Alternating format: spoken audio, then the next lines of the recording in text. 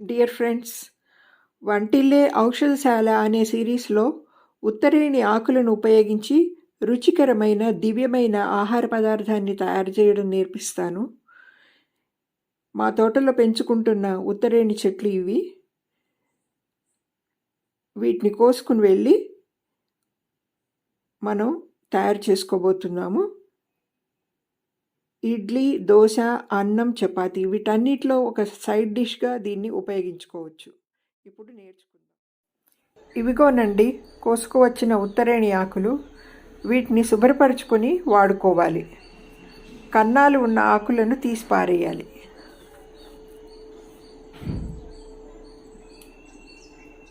ఆకులను కాండం నుండి ఒలిచి విడిగా ఒక గిన్నెలోకి తీసుకోవాలి.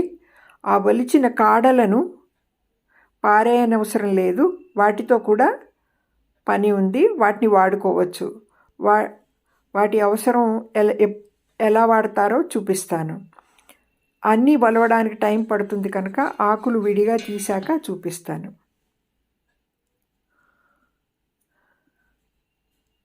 ఉత్తరేణి రోడ్డుకి అటు ఇటు పెరుగుతూ మనకు కనిపిస్తాయి. బయట నుంచి తెచ్చుకున్న ఆకులపై దుమ్ము ధూళి ఉంటుంది.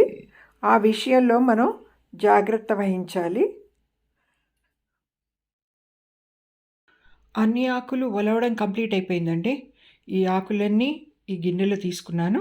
ఇప్పుడు వీటిని కడిగి శుభ్రంగా 2 సార్లు కడిగి ఆరబోస్తాను. ఇవి ఆకులు ఒలవగా వచ్చిన పుల్లలు. వీటిని ఎలా ఉపయోగించాలంటే, ఈ కాండాలు చూస్తే చాలా కొంచెం గట్టిగా ఉంటాయి, కానీ మృదువుగా ఉంటాయండి. ఈ చిన్నవేమో ఇంకొంచెం మృదువుగా ఉంటాయి. ఇది మనం మెత్తటి బ్రష్ అని అడ్వర్టైజ్మెంట్ చూస్తాం కదా, మెత్తటి పళ్ళకి దెబ్బ తగలకుండా ఉండే మెత్తటి బ్రష్ అని. దీన్ని కూడా అలా ఉపయోగించుకోవచ్చు. మీరు ఇంత సరిపడా సైజు పుల్ల కట్ చేసుకుని దాన్ని మొదలు ఇక్కడ ఈ ప్లేస్ నమిలేస్తే ఒక బ్రష్ లాగా తయారు చేసుకుని దాంతో మీ పళ్ళు తోముకుంటే పళ్ళు చిగుళ్ళు గట్టిపడతాయండి. ఆరోగ్యం ఉంటుంది. పరగడపం చేసుకుంటాం కాబట్టి దాని రసం కడుపులోకి వెళ్ళి మంచి ఆరోగ్యాన్ని ఇస్తుంది. అందుకని ఈ పుల్లలు పారేయాల్సిన అవసరం ఉండదు. ఆకులు శుభ్రంగా కడిగిన తర్వాత నీళ్లు లేకుండా చిల్లుల బుట్టలో వడబోయాలి. 1 గంట సేపు చిల్లుల బుట్టలో ఉంచేస్తే కడిగిన వాటర్ అంతా పోతుంది. ఇది చాలా ఇంపార్టెంట్. ఆకులలో నీళ్లు ఉండకూడదు. తర్వాత దాన్ని ఒక కాటన్ క్లాత్ పరిచి నీడలో ఆరబెట్టాలి. ఆకులకు ఉన్న తడి అంతా పోయేలా పొడిగా అయ్యే వరకు ఆరబెట్టాలి. పొడి అయిపోయిన ఆకులు కొద్దిగా ముడుచుకుంటాయి. బయట వర్షం పడుతోంది కనుక ఇంట్లోనే బల్ల మీద క్లాత్ పరిచి ఆరబెట్టాను.